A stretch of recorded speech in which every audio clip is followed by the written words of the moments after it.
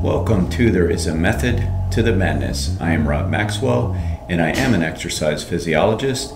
In the Method to the Madness, I explore with you the things that may or may not work in the realm of health and fitness. I use science to explain what you really need to know about current events in fitness and what you should simply ignore. In today's episode, I'm continuing on with Smartwatch 101.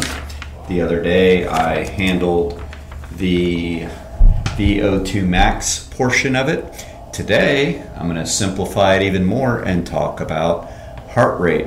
Before I begin, I want to thank our sponsors, Jonathan and Lynn Gilden at the Gilden Group at Realty Pros. They currently have over 270 five-star reviews on Zillow and over 100 million sold between the two. That's pretty darn good, and you know what? They're a pretty darn fit couple that's going to get out there and hustle for you. I absolutely vouch for them. They can be reached at 386-451-2412 or at thegildengroup.com. Okay, so your old smartwatch, the fitness watch. I think that's an area where technology has come in and actually helped us in the fitness world. There's definitely been studies that have shown that step counts, using that portion of your watch, getting in 10,000 steps a day as an ultimate goal, has helped. And the heart rate function and the VO2 max function and the metabolic rate calorie burn function and the speed function, they've all helped. We just have to know how to use it, right? We don't want to be a dummy to our smartwatch. We really want to understand the numbers. And they're using some pretty technical stuff. As I said in the past episode, I'm an exercise physiologist. I studied exercise physiology, and they're giving people VO2 max numbers, and I would say most people probably don't know what that is. But if you listen to the previous podcast, now you do. So today let's talk about heart rate. Heart rate is the first function they really started putting on these fitness watches, that and steps. And the heart rate is picked up from the wrist, which I must say has really come a long way in the past decade. Now, the chest monitor strap that comes with the fancier smartwatches, some of the Garmin's, and we still use that matches up with some of the old Polar equipment, if you remember Polar heart rate monitors, is definitely more accurate than the wrist function. But it's also more cumbersome, and most people don't want to walk around with a strap on their heart all day long, or across their chest, I should say, not on their heart. That would be a pretty impressive thing to be able to do. But around the chest there, and even putting it on for exercise, I would say the majority of the population don't want to do that. But the serious athletes like to use that as a way to get a more accurate heart rate. Having said that, the wrist component has come a long way. About a decade ago, when they started playing with that with Fitbits and those kind of things, the accuracy on them was really, really poor. Now it's pretty good. Personally, I still have issues with mine, and some things are better than others. Fortunately, though, me knowing my body and knowing physiology well enough, I know what to ignore. I know when it's not accurate. And but it's a good guide nonetheless. But sometimes the more pounding type movements, like running and running faster, you're not going to get the heart rate accuracy that you would maybe with stationary cycling. But like I said, it's come a long way. Some are better than others, and wearing it appropriately on your wrist will definitely help. So the accuracy on it is mixed, but definitely better than having nothing. So let's talk about heart rate a little bit. So heart rate is absolutely a great piece of feedback for training. There is no question about it. I tell people often that one of the best assessments we can ever do for our cardiovascular fitness and health is resting heart rate. Resting heart rate really is a great indicator as to whether we are getting in better shape or not. Now, I also throw in submaximal heart rate along with resting heart rate as well. Submaximal means you're doing a lower than maximum intensity and you are doing it continuously.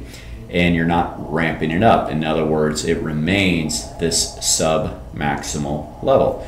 So let's say, for example, you've been doing level 1 on a life cycle for 30 minutes for a few weeks.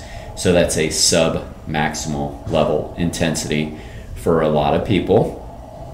And what you will notice is as you get in better shape at the same intensity, your heart rate should be lower. So that's sort of like resting heart rate. That's a sub-maximal level. So you're not trying to push the heart rate up, and your heart is responding by being lower at the same intensity where it used to be higher.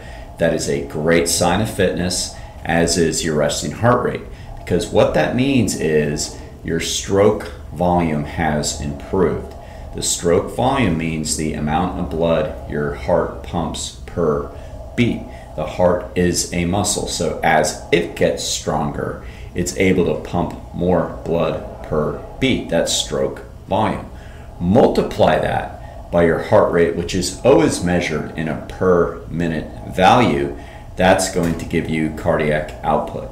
Cardiorespiratory or aerobic training or cardiovascular training, they all mean the same thing, will absolutely lower your resting heart rate and lower your stroke volume and raise your stroke volume and lower your sub-maximal heart rate. So that's all the great thing. So remember that. The heart rate is measured always in a per minute value when it's giving you a measurement, and pay attention to that. I do think the smartwatches do a good job with that, because at rest, the watch isn't moving around a lot, your arm isn't moving around a lot. And when I look at what mine is, I pretty much can vouch that that's going to be pretty accurate, because I know where my resting heart rate is. So if you're looking for some values on that, it's very vague in the medical world, and let me help you with that a little bit. But essentially, they're going to tell you that anywhere between 60 and 99 beats per minute is pretty normal for a resting heart rate, and that's a huge gap.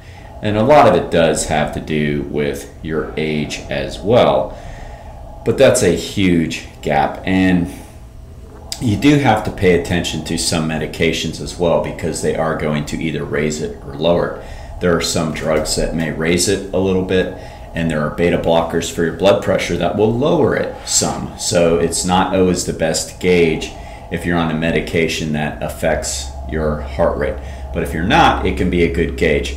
But as I say, criterion standards, meaning put you in categories of average, fair, good, excellent, whatever. I mean, what does that really mean in the grand scheme of things? What we really should always be concerned with is improving our lot with our fitness. So if your resting heart rate tends to be in the 80s, it's a good goal to bring it down, get it under the 80s. And for the most part, lower is better. Elite endurance athletes can show resting heart rates even into the high 30s. Now, you might think, wow, that's maybe too low. Well, studies really don't bear that out. In the old days, they used to say that. They used to call it bradycardia and freak people out. But for the most part, that's just because they have a very strong heart, which ejects a lot of blood per beat, and therefore then the heart doesn't have to beat as much if it's pumping more blood per beat, kind of like the idle on a car. Essentially, it's the same thing. But again, that's pretty rare, but you will see pretty low numbers on people that do a lot of cardiorespiratory exercise, and that's a good thing. The next part of it is then your training zones. Now, this is where you have to be a little bit careful, because it's not necessarily 100% accurate.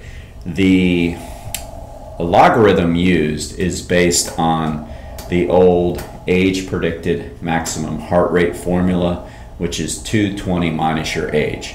Now, in exercise physiology studies, we've learned that there's a lot of error in that. As a matter of fact, population-wise, it's only 66% accurate, that formula. 220 minus age equals your maximum heart rate. Now, even physicians still use that, but they do qualify it with age predicted maximum heart rate. Why? Well, because it's not a bad standard at all. It gives you a certain baseline, but it's not necessarily 100% accurate. It may be close, but some studies say that your age predicted maximum heart rate may be even 15 beats off from where it really is. That's what the studies show. So between 10 and 15 beats gap of accuracy, possibly, or only 66% accurate, which means 33% inaccurate.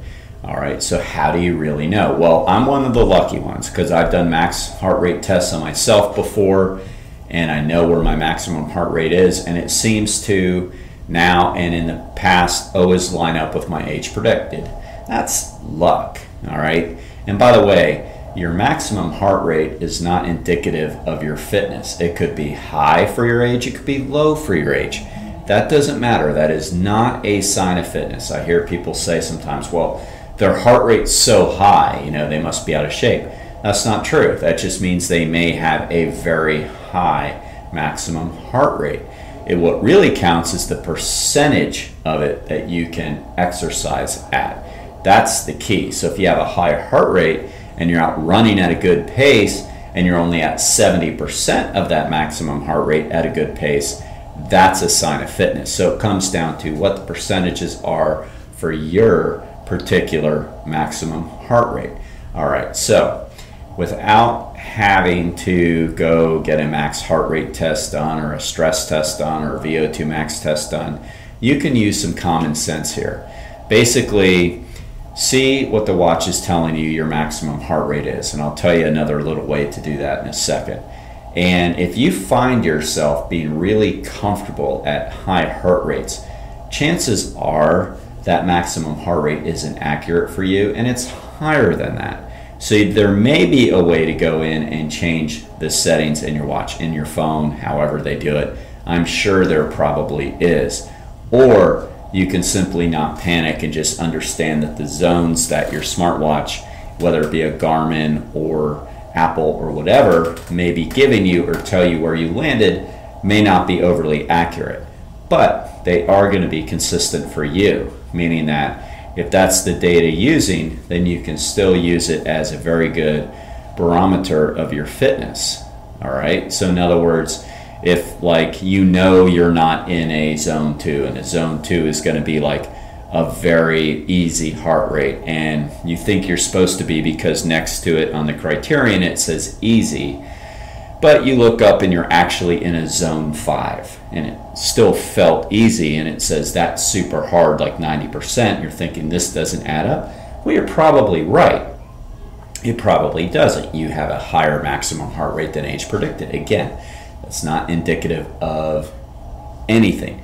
But then you notice through time at the same effort, it's now showing lower heart rate ranges, putting you maybe in a zone that adds up better to what you think you really did. Again, then that goes back to the old submaximal theory that you're getting in better shape. So don't panic, use the numbers, but just understand that they're not accurate for everybody, so don't freak out, all right?